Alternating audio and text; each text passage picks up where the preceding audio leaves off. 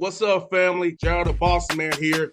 You're tuned into the Bossman Show on AM 1010, AM 1430, 1055 The King. Let the King out at 105theking.com and the Bossman Show at bossmanshow.com. Hit me up on Instagram, The Bossman Show, Twitter at Bossman Show, and Facebook, Bossman Show. It's the Bossman on your radio. Listen to the Bossman Show with your host, JR, Saturdays at 9 a.m. right here on AM 1010, The King. What's up, good people? BetOnline is your number one source for all your betting needs. The latest odds, lines, and matchup reports for baseball, boxing, golf, and more.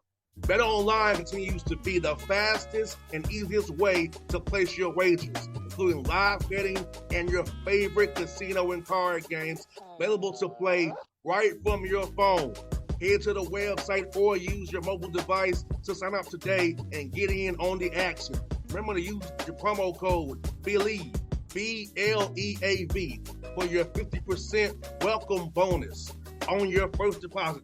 BetOnline, where the game starts. BS3 Network, changing the way you watch TV. Yes, BS3 Network, changing the way you watch TV, covering content and hot topics from A to Z, sports, music, society and culture, movie reviews, you name it, we have it.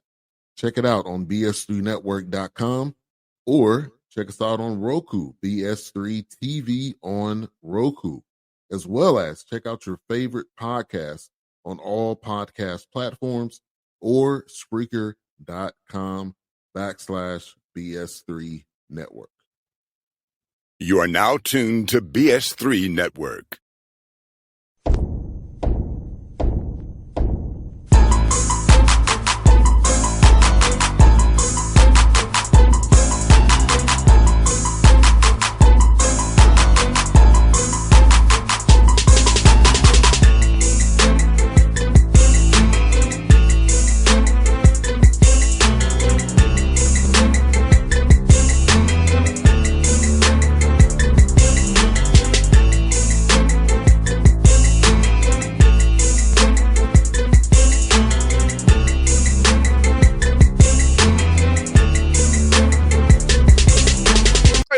Bossman Show with Kevin McGeehan here, the Campbell Fighting Campbells, and out of CAA. Coach, good to talk to you again. It's been a few years. How you doing, man?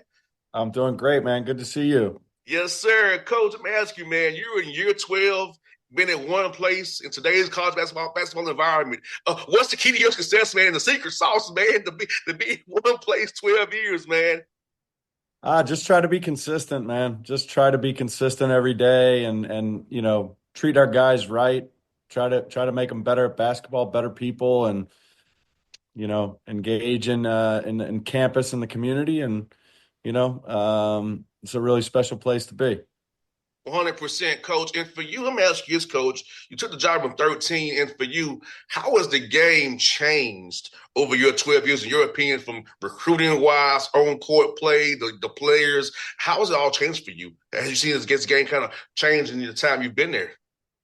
Well, I mean, I think from an X's and O's perspective, I think things have there's way more detail in game planning across the board. I think, because ball screens have become such a big part of college basketball in general, I think, it took a little time for the defenses to catch up to the offenses when that became, a big part of how the game was being played. And now it's, you have so many different ways to, as you see in the NBA, like there's so many different coverages and all that kind of stuff from an X's and O's standpoint. From the rest of the game's probably changed way more, with, the transfer portal and NIL and all the things that have made the job much more of a transient type thing, with just a lot more new players consistently going through programs. And so, it's important to lean back on your foundational things, your kind of your core values and I think it's really important to recruit well, but to recruit targeted to what works for you, and then most important is finding kind of the right people to be on the ship with you. Because I think there's nothing worse than walking in the gym and you're worrying about headaches or things like, you know, maybe it's academic or off court stuff or, guys that want shots and, like trying to have a culture that's built. But I think it starts with your selection process and trying to find guys that fit your program. 100%, Coach McGeehan. And I think with the transfer portal, I can look at it like it's speed dating almost. Like so you really have to really do your quick background work and lean on guys you may have recruited in the past and went elsewhere that you kind of know the person, so you don't get that headache or that cancer on a team that's only about me. We have an agenda and it ruins the whole team and brings the whole team down. I totally agree. I mean, it's definitely does feel like the spring definitely feels like a speed dating, where you're just trying to get to know kids quickly, some of which maybe you do have previous knowledge of, but the days of, working a guy from evaluating him as a freshman and sophomore and, recruiting him through his junior summer and then getting him on a visit and trying to line up the first visit with the fall football weekend and in his senior year to get him to commit, to sign in November. Those days it's just changed so dramatically and everything's happening so quickly and mostly in the spring via the transfer portal. And coach, for you, like for high school young men, I feel bad for them now because the name of the game is just get old and stay old, and now with the COVID year falling off, now maybe going to an automatic fifth year, the older guys in the system still. And so, how do you what do you tell to a young high school kid that wants opportunity now that where those D1 spots may not be the way they used to be? Yeah, I mean it's tricky, every kid's a little bit different. I mean, I think first and foremost for all, younger players is like don't lose sight of the fact that you got to try to keep getting better. Like that's work on your craft and try to compete at a high level and make sure your academics are in order. Like don't let anything get in your way.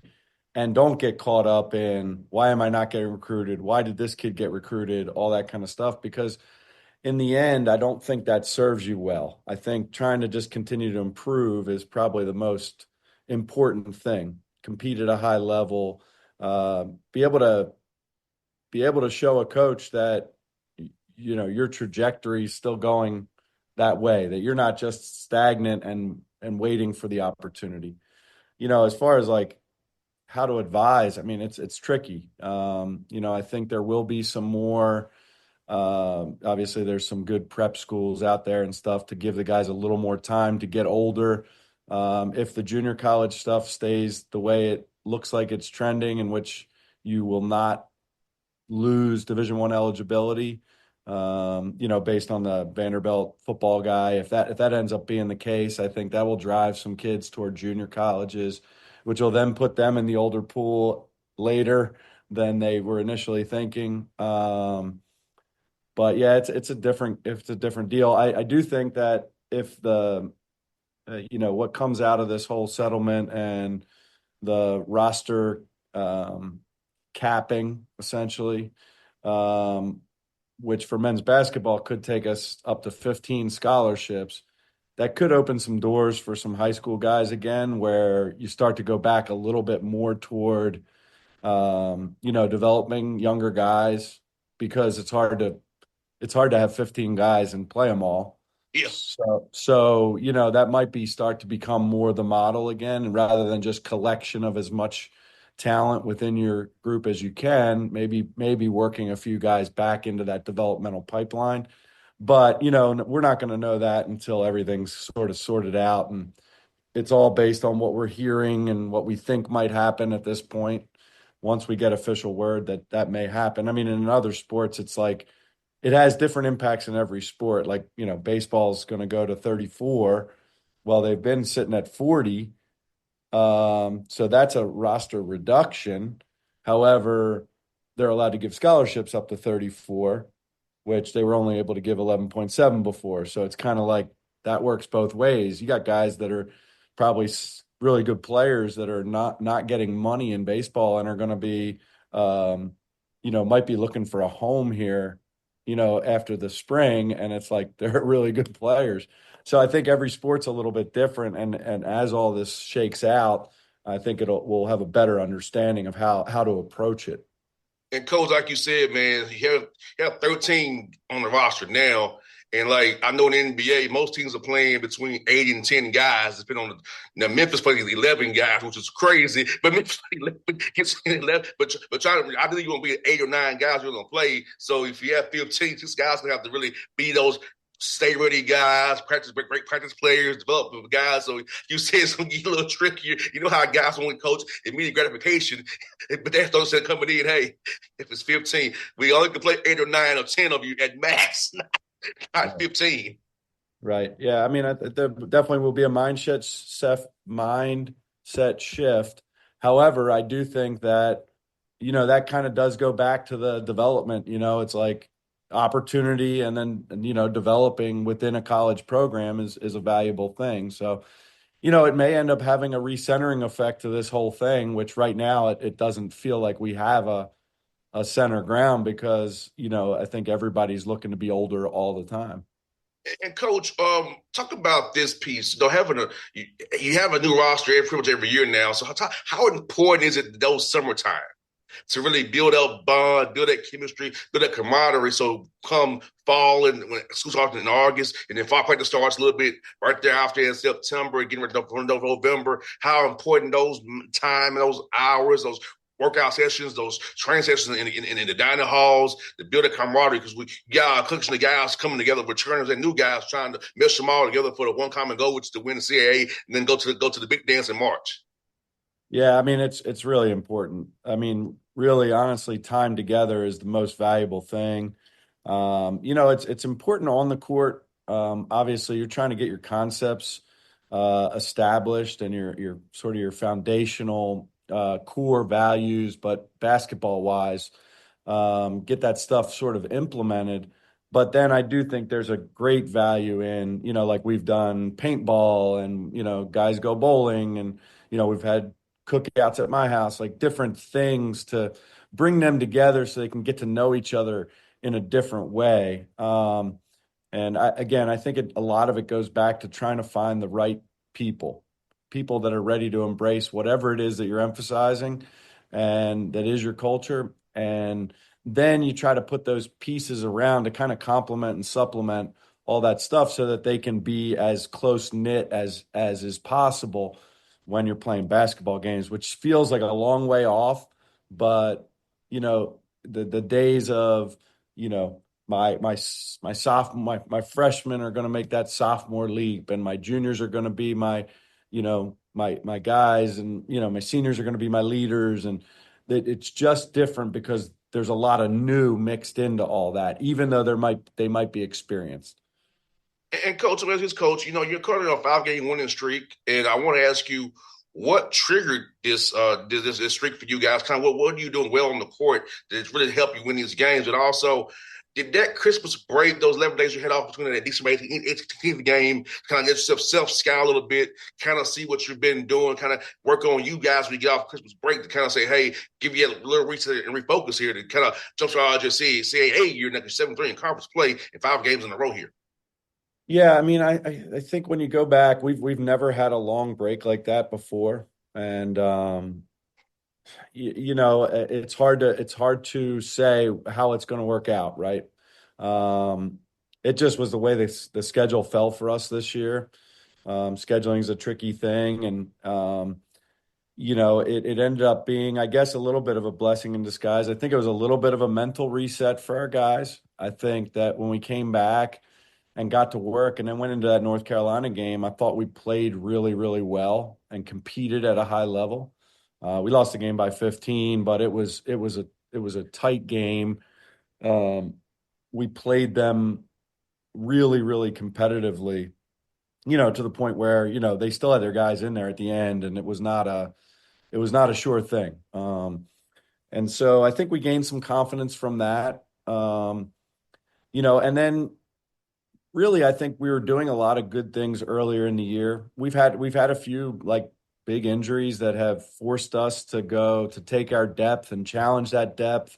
And hopefully now we're coming out on the other side of that to where it can really help us down the stretch of this season. I think we were playing pretty good defensively all year. And we just really weren't making a lot of shots earlier in the year. Guys that typically shoot well, just we're kind of a little under where they were capable of. And I think we've just continued to progress defensively. And that has freed up our offense. And now we're starting to see some shots fall and stuff like that. I mean, we played a really good game against Charleston. We were 2 for 21 from 3. And, it was a possession game in the last minute. Ends up being 6 or 8, but it was like right there, and we shot that poorly. And they're a very good team. So I feel like our guys were even though they couldn't quite see the results every single time out, they were starting to see that we were putting this together. And now the guys are really clicking. We're playing good ball right now, and just trying to keep it going. Trying to keep that everyday mentality. It sounds like a cliche, but in a lot of ways, it's just like if you lean on what you do and your kind of your principles, defensive side of the ball, offensive side of the ball, being structured, being organized, eventually it just kind of can come together. And when you have a whole lot of new players, sometimes it does take time. And we're starting to hit our stride a little bit. So it's been fun to watch this group grow. And Coach McGeehan, you said something very very pertinent there, Coach, because we had a game against the Rockets last Tuesday night where they were the best team in the NBA. We was on demand. It was a 2-point game, Coach, but we missed 21 threes and a few free throws. And Quinn Snyder said this after the game. He said, "Look, guys, we played a heck of a game, and don't think because you missed a shot, it was a bad shot. You came in the right flow of our offense, and what we want to get, shots we want to get, is as didn't go in. And I know we don't want to make or miss, but sometimes it just is make or miss making that timely shot at the right time. And we missed 19 threes, and most of them are good shots. They also go in. You lose by 4. Like you said, so it's not like you played a bad game. You took the right shots within your concept in your system. It just didn't go in for you that night. And I think that's what Coach. And you hear him have the same kind of tone about that. I think what happens sometimes is you get so caught up in the results that you lose track of how are we actually playing. Like I look at that all the time. It's, hey, did we get the shots we wanted? Was it the right guy shooting the shot that he's comfortable shooting? And sometimes if they don't go in, like you still got to try to figure out how to find a way to win, but you can't get too down on those. The same as you can't get too up if you have a 15-3 made game and you're able to, run away with a game. It doesn't mean that that's you forever. Like still got to kind of go back to who you are. And, and if you're consistent with that stuff, I believe that the results will follow. Yeah, in that game, Coach, we were 13 of 34 from 3. There you go. Lost by 4. You know what I'm saying?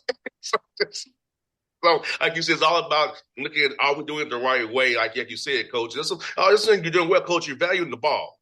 Turnovers a game is almost 5 per half, so you can't be too upset. I know you want to be none, but it's not like, but you're limited them, and hopefully they're not live ball turnovers. If they throw it to the stands if you don't throw the ball away. That's right. Yeah, taking care of the basketball is a big one. I think our defense is really a pretty high level right now, and we're just going to keep rolling with that and allowing that to fuel our offense. And also, Coach, you got multiple guys, 2 in double figures, a few guys near double figures. So how about sharing the sugar per se, sharing that ball, and how important it is to get defenses because can't key on 2 people or 1 person, but you have multiple guys who can score the basketball for you in multiple ways and kind of keep your offense flowing the right way. Yeah, I mean, that's kind of how we're built, and that's how we've always been. And it's always been important for us that, even like, shoot, we had Chris Clemens. He averaged, 30 a game and is the third all-time leading scorer in Division I history. And we it was never like, oh, well, Chris got to go get us 30 and we'll win. Like, we just don't think about it that way. And that stays true to this day. It's about sharing the ball and putting yourself in positions and then reading the defense. Our offense is so read based. We're playing a lot faster in transition, trying to put pressure on defenses, allowing our defense to, get us going with turnovers and steals but really it's about, sharing the ball. And when, if the right thing is for you to shoot it, you shoot it. And if the right thing is to throw the ball out to the next guy, that's what you should do. If he's got he's got a one more that's better, he's got to do that. And I think when you have that, and nobody's really concerned about who does the scoring, it can really kind of, it can kind of build within your team. Coach, I'm curious about this. I got two more for you. What's been one of them? I'm curious about this. You play Thursday, Saturday, so prep wise, how do you go about the prep week when you got another team right there Saturday after that Thursday game? So you all in on Elon on Thursday. For Thursday, do you kind of mix in some A&T stuff in your drill work as well to get so you're not just blind on Friday doing a walkthrough or trying to get, if it says have a tough game on a Thursday night, double overtime or something, you can't want to get on the court. So how do you kind of prepare your team for that Saturday game when you get that so close right there back for you? This week we're fortunate. So A&T is a Monday. Okay. But typically you're right. It's Thursday, Saturday, and it's challenging. I mean, there's been some times where on a Monday we'll mix in some Saturday stuff, just not necessarily talking about specifics or personnel, but maybe some concepts so that when we go back to it on Friday, it's not brand new. But, every team in the league's in the same boat. It's a little more challenging when you're traveling with it. So if you have a Thursday, Saturday, both on the road, because you're dealing with hotels, changing hotels, moving, practicing wherever you can. Sometimes it's at the Saturday Schools Arena. Sometimes it can't be based on your travel. But typically that Friday, just because of the wear and tear of the Thursday evening game, and usually the Saturday games are afternoon, is much more of a mental prep day. I mean, at this point in the season, you've seen a lot and you've done a lot. And so you can tap into some things that are familiar with regard to preparation, usually.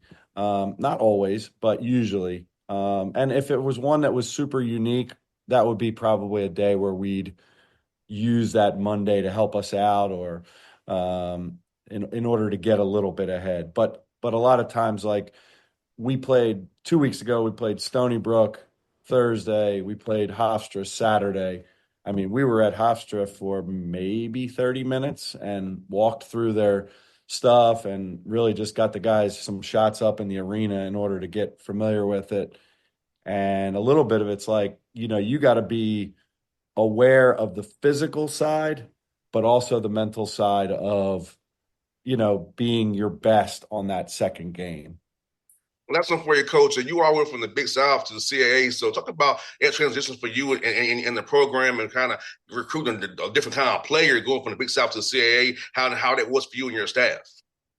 Well, I would say the biggest adjustment for us going to the CAA was just the physicality of the league was on another level.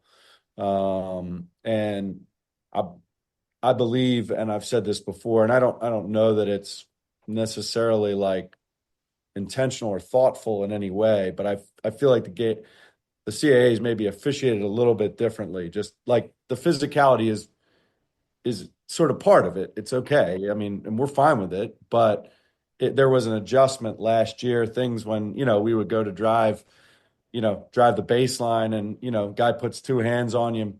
Back in the Big South days, that was sometimes a foul, and it wasn't in the CAA. So we had to adjust to that. And I think we did. And I think we attacked this off season from a recruiting standpoint, just looking for more depth of physical athletic guys that could, kind of handle the rigor of of what we knew was coming. And I think that's pretty natural. It's like if you went from, I don't know, pick a conference. You went from the OVC to the Missouri Valley Conference. Yeah, or like, the A10 to the Big East. Like there would be different.